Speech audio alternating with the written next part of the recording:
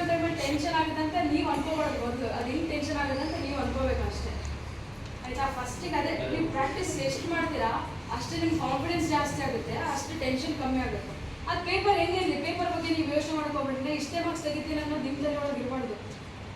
ನೀವು ಸಬ್ಜೆಕ್ಟ್ನ ಎಷ್ಟು ಅರ್ಥ ಮಾಡ್ಕೊಂಡಿರ್ತಾರೆ ಅದೇ ಇಂಪಾರ್ಟೆಂಟ್. ಇವೇನು ಮಾರ್ಕ್ಸ್ ಅವೆಲ್ಲ ಸೆಕೆಂಡ್ರಿ. ನಿಮ್ಗೆ ಇವೆಲ್ಲ ಸ್ಟಡೀಸ್ ಯಾಕೆ ಮಾಡಿಸ್ತಿರೋದು ಅಂದರೆ ನೀವು ಎಷ್ಟು ಅರ್ಥ ಮಾಡ್ಕೊತೀರಾ, ಎಷ್ಟು ಮುಂದೆ ಅದನ್ನು ನಿಮ್ಮ ಜೀವನಕ್ಕೆ ಅಳವಡಿಸ್ಕೊಡ್ತೀರಾ ಅನ್ನೋದು ಮೇಲೆ ಇರೋದು. ಎಕ್ಸಾಮ್ಗೋಸ್ಕರ ಓದೋದಲ್ಲ.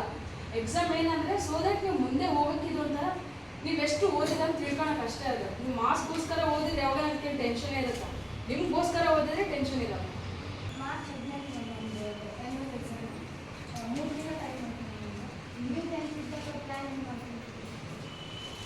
ಇವಾಗ ಅದೇ ಈಗ 3 years ಈಗ 3 months ಆಲ್ಮೋಸ್ಟ್ ನಿಮ್ಮ ಸಿಲೆಬಸ್ ಕಂಪ್ಲೀಟ್ ಆಗುತ್ತಾ?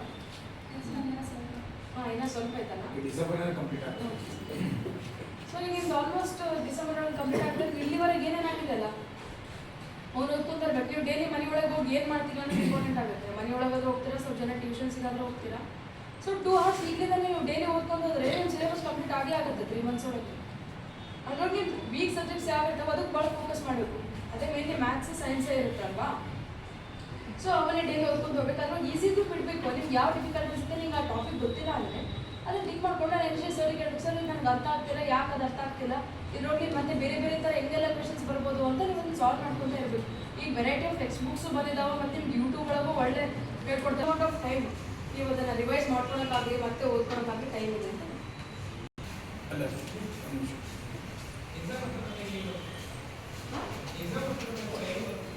ಎಕ್ಸಾಮ್ ಹತ್ರ ಬಂದಾಗ ಹೆಂಗೆ ಓದಬೇಕಾ? ಮತ್ತು ಅದೇ ಆಲ್ಮೋಸ್ಟ್ ಸೇಮ್ ಕ್ವಶನ್ ಐತೆ. ಎಕ್ಸಾಮ್ ಹತ್ರ ಬಂದಾಗ ಆಗಲಿ ಎಕ್ಸಾಮ್ ಟೈಮ್ ಒಳಗೆ ಏನು ಓದಬೇಕು ಅನ್ನೋದಾದರೆ ಅದೇ ಡೈಲಿ 2 hours ಓದಬೇಕು ಈಗ ಅನ್ನೋದು. ಬಟ್ ಎಕ್ಸಾಮ್ ನಾಳೆ ಐತಿ ಇವತ್ತೇನು ಓದಬೇಕು ಅಂದಾಗ ಇವತ್ತೆಲ್ಲ ಓದೋದು ಬೇಕಿರಂಗಿಲ್ಲ. ನೀವು ಈಗ ಗೊತ್ತಿರ್ತಿರಲ್ಲ ಈಗ ಏನು ಮಾಡ್ಬೇಕು, ಓಕೆ ನನಗೆ ಭಾಳ ನೆನಪಿಲ್ಲ ಅಂದಾಗ ಅದನ್ನು ಟಿಕ್ ಮಾಡ್ಕೊಂಡ್ಬಿಡ್ಬೇಕು. ಎಕ್ಸಾಮ್ ನಾಳೆ ಐತೆ ಅಂದಾಗ ನಿಮ್ಗೆ ಯಾವ್ದು ಗೊತ್ತಿರಂಗಿಲ್ಲ ಅನ್ಸಿದ್ರೆ ಅದನ್ನಷ್ಟೇ ಓದಬೇಕು. ಯಾಕಂದ್ರೆ ಎಲ್ಲ ಓದ್ಕೊಂಡು ಓದಿದಾಗ ನಿಮ್ಗೆ ಯಾವ್ದು ಇಂಪಾರ್ಟೆಂಟ್ ಎಲ್ಲ ಗೊತ್ತಾಗಲ್ಲ. ಇಂಪಾರ್ಟೆಂಟ್ನ ಈ ಟೈಮ್ ಒಳಗೆ ನೀನು ಟಿಕ್ ಹಾಕೊಂಡಿರ್ಬೇಕು. ಎಕ್ಸಾಮ್ ನಾಳೆ ಐತೆ ಅಂದಾಗ ಓಕೆ ಇದು ಇಂಪಾರ್ಟೆಂಟ್, ಇದು ನಂಗೆ ನೆನಪಿಲ್ಲ ಅನ್ನೋದನ್ನಷ್ಟೇ ಈಗ ಓದ್ಬೇಕು. ಯಾಕಂದ್ರೆ ಈಸಿದ್ರೆ ಹೆಂಗಿದ್ರು ಮಾಡ್ತೀಯ, ಮತ್ತೆ ಓದೋದು ಬೇಕಿರಂಗಿಲ್ಲ. ಇವು ನಂಗೆ ನೆನಪಿರಲ್ಲ ಅನ್ನೋದನ್ನಷ್ಟೇ ಎಕ್ಸಾಮ್ ಹಿಂದಿನ ದಿವಸ ಓದ್ಬೇಕು. ಫಸ್ಟಿಂದ ಕ್ವಶನ್ ಆನ್ಸರ್ ಓದ್ಬೇಕು. ನಾವು ಲಾಸ್ಟಿಂದ ಓದಿ ಮತ್ತೆ ಫಸ್ಟಿಂದ ಓದೋಕೆ ನೆನಪಿರೋದಿಲ್ಲ. ಫಸ್ಟಿಂದ ಓದಬೇಕು. ಅದಕ್ಕೆ ಏನು ಮಾಡಬೇಕು, ಫಸ್ಟಿಂದ ಇದು ನಿಮ್ದು ಅದಕ್ಕೆ ಏನಂತಾರೆ ಪ್ಯಾಸಿವ್ ರೀಡಿಂಗ್ ಅಂತ ಹೇಳ್ತೀವಿ. ಅಂದರೆ ನೀವು ಸುಮ್ಮನೆ ಓದ್ಕೊಂತ ಹೋಗ್ತೀರ, ಅದನ್ನ ತಲೆ ಒಳಗೆ ಅಷ್ಟು ಹಿಂಗೆ ಓದ್ಕೊಂತ ಹೋದಂಗೇನು ಮುಂದಕ್ಕೆ ಹೋದಂಗೆಲ್ಲ ಹಿಂದೆಲ್ಲ ಎರೇಸ್ ಹಾಕೊಂತ ಹೋಗ್ಬಿಡುತ್ತೆ. ಸೊ ಅದಕ್ಕೆ ಏನು ಮಾಡಬೇಕು, ಅವಾಗ ಏನಾದ್ರು ಓದ್ತಿರ್ತಾರಲ್ಲ ಸುಮ್ಮನೆ ಫಸ್ಟ್ ಸಬ್ಜೆಕ್ಟ್ ಅದು ಫಸ್ಟ್ ಟಾಪಿಕ್ನ ಮತ್ತೆ ಓದ್ಕೋಬೇಕು. ಮಿಡಿಲ್ ಇರ್ತೀವಲ್ಲ ಅವಾಗ ಸುಮ್ಮನೆ ಫಸ್ಟ್ ಟಾಪಿಕ್ ಮತ್ತೆ ಓದ್ಕೋಬೇಕು. ನೀವು ಮತ್ತೆ ಇಲ್ಲಾಂದ್ರೆ ರ್ಯಾಂಡಮ್ ಟಾಪಿಕ್ಸ್ನ ಓದ್ಕೊಂತಿರ್ಬೇಕು. ಈಗ ಸುಮ್ಮನೆ ನಿಮ್ಮ 4th ಚಾಪ್ಟರ್ ಓದ್ತೀವಿ, ಫಸ್ಟ್ ಚಾಪ್ಟರಲ್ಲಿ ಏನಿತ್ತು, 9th ಚಾಪ್ಟರ್ ಓದ್ತಿತ್ತು, ಓಕೆ 4th ಚಾಪ್ಟರಲ್ಲಿ ಏನಿತ್ತು. ಈಗ ನೀನು ರ್ಯಾಂಡಮ್ ಮತ್ತೆ ಹಿಂದಕ್ಕೆ ಬಂದರೆ ಅದು ನೆನಪು ಉಳಿಯುತ್ತೆ.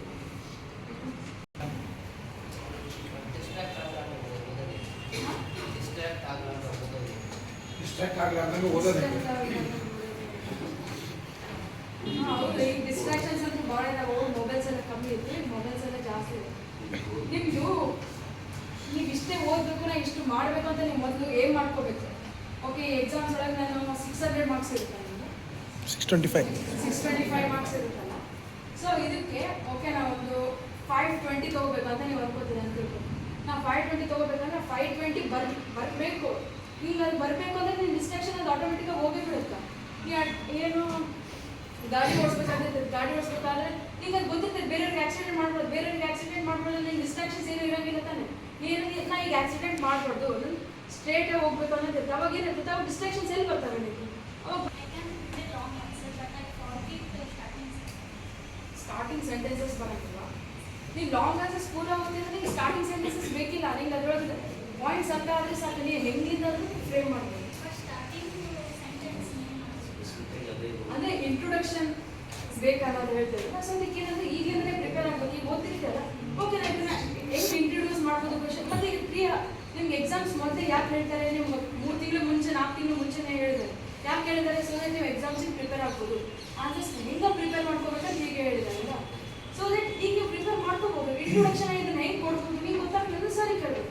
ಸೊ ಈ ಕ್ವೆಶನ್ ಹಿಂಗಿದೆ, ನಾನು ಇದಕ್ಕೆ ಹೆಂಗೆ ಇಂಟ್ರೊಡಕ್ಷನ್ ಕೊಡ್ಬೋದು ಅಂತ ನೀವು ಸರ್ ಕೇಳ್ಬೋದು. ಅವ್ರು ಹೇಳ್ತಾರೆ. ಸೊ ದಟ್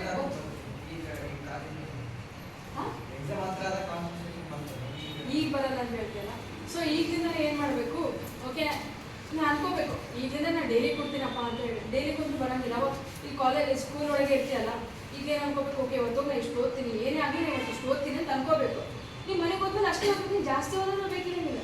ಓಕೆ ನಾನು ಇವಾಗ 2 ಸಬ್ಜೆಕ್ಟ್ ಓದಬೇಕು, ಇವ್ರು 1 ಸಬ್ಜೆಕ್ಟ್ ಓದ್ಬೇಕು, ನೀವು ಇಲ್ಲಿ ಅನ್ಕೋಬೇಕಲ್ಲ. ಯಾಕಂದ್ರೆ ಮನೆಗೆ ಬಂದ ನಂತರ ಅನ್ಕೊಳಂಗಿಲ್ಲ ನಾವು. ಸೊ ಇಲ್ಲಿ ಅನ್ಕೊಂಡ್ರೆ ನೀವು ಮನೆ ಒಳಗೆ ಹೋಗಿ ಅಷ್ಟು ಮಾಡಬೇಕು ಅನ್ನೋದು ನಿಮ್ಮ ತಲೆ ಒಳಗೆ ಇರಬೇಕು ಅಷ್ಟೇ. ಕಾನ್ಸಂಟ್ರೇಷನ್ ಅದು ಬರೋಂಗಿಲ್ಲ.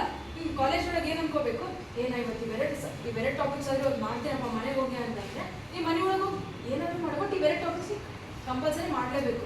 ಸೊ ಡೈಲಿ ಕುಂತ್ರೆ ಡಿಸಿಪ್ಲಿನ್ ಬೆಳೆಯುತ್ತೆ. ಡಿಸಿಪ್ಲಿನ್ ಇಸ್ ನಥಿಂಗ್ ಬಟ್ ಏನಂತಾರೆ ಲಾಂಗ್ ಟರ್ಮ್ ಫೋಕಸ್ ಅಷ್ಟೇ ಅದು. ಅದಕ್ಕೆ ಡಿಸಿಪ್ಲಿನ್ ಅನ್ನೋದು. ಸೊ ಅದೇನಾಗಬೇಕು, ಒಂದೇ ದಿವಸ ಮಾಡಿದ್ರೆ ಅದೇನಾದ್ರು ಕಾನ್ಸಂಟ್ರೇಷನ್ ಅಂತ ಇರ್ತೀವಿ. ಅವಾರ್ಡಿಂಗ್ ಮಾರ್ಕ್ಸ್ ಅಲ್ಲ, ನಿಮ್ಮದು 5 ಮಾರ್ಕ್ಸ್ ಇರುತ್ತೆ, 10 ಮಾರ್ಕ್ಸ್ ಇರುತ್ತಾ? ಅದಾದರೆ 720 ಇದೆ. 720 ಮಾರ್ಕ್ಸ್. ಕ್ವೆಶನ್ಸ್ ಬಂದ್ಬಿಟ್ಟು 180 ಕ್ವೆಶನ್ಸ್ ಇದ್ದಾವೆ. 3 hours. 1 ಕ್ವೆಶನ್ ಬಂದ್ಬಿಟ್ಟು 4 ಕರೆಕ್ಟ್ ಆದರೆ 4 ಮಾರ್ಕ್ಸ್, ರಾಂಗ್ ಆದರೆ -1. ಸೊ ಟೋಟಲ್ ಆಗಿ 180 ಕ್ವೆಶನ್ಸ್ ಇಂಟು 4 ಮಾಡಿದ್ರೆ 720 ಬರುತ್ತೆ.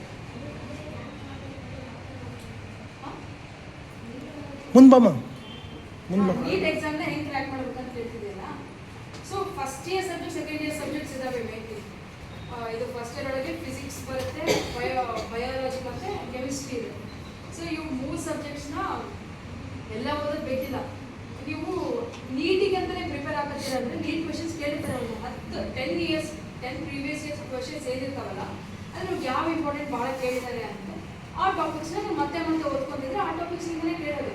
ಆ ಟಾಪಿಕ್ಸ್ ಓದೋಕ್ಕಿಂತ ನೀವು ಒಂದು ಕಾನ್ಸೆಪ್ಟ್ಸ್ ಅಂತ ಮಾಡ್ಕೋಬೇಕು. ಯಾಕಂದರೆ ಯಾವುದೇ ಕಾಂಪಿಟೇಟಿವ್ ಎಕ್ಸಾಮ್ಸ್ ಒಳಗಾಗಿ ಅವ್ರು ಕಾನ್ಸೆಪ್ಟ್ಸ್ನ ಕೇಳೋದು. ನೀವು ಕಾನ್ಸೆಪ್ಟ್ಸ್ ಎಷ್ಟು ಅರ್ಥ ಮಾಡ್ಕೊಂಡಿರ್ತೀರ. ಅಪ್ಲೈಡ್ ಕ್ವೆಶನ್ಸ್ ಹೌದು. ಈಗ ಕಾಂಪಿಟೇಟಿವ್ ಎಕ್ಸಾಮ್ಸ್ ಎಲ್ಲ ಕೇಳೋದು ಅಪ್ಲೈಡ್ ಕ್ವೆಶನ್ಸ್. ಸೊ ಈಗ ಅಪ್ಲೈಡ್ ಕ್ವೆಶನ್ಸಿಗೆ ಹೆಂಗೆ ಇದು ಮಾಡೋದು, ನಿಮ್ಮ ಕಾನ್ಸೆಪ್ಟ್ಸ್ ಅರ್ಥ ಆದರೆ ನೀವು ಅಪ್ಲೈಡ್ ಕ್ವೆಶನ್ಸ್ ಮಾಡ್ಬೋದು. ನೀವು ಜಸ್ಟ್ ಮೆಮೊರೈಸ್ ಮಾಡ್ಕೊಂಡ್ರೆ ಬರೋಂಗಿಲ್ಲ. ಯಾವುದಾದ್ರು ಕಾನ್ಸೆಪ್ಟ್ಸ್ ತೆಗೆದು ನಿಮ್ಮ ಫಿಸಿಕ್ಸ್ ಒಳಗೆ ಇದು ಇನರ್ಷಿಯಾ ಅಂತ ಟಾಪಿಕ್ ಐತಿ, ಆಯಿತಾ?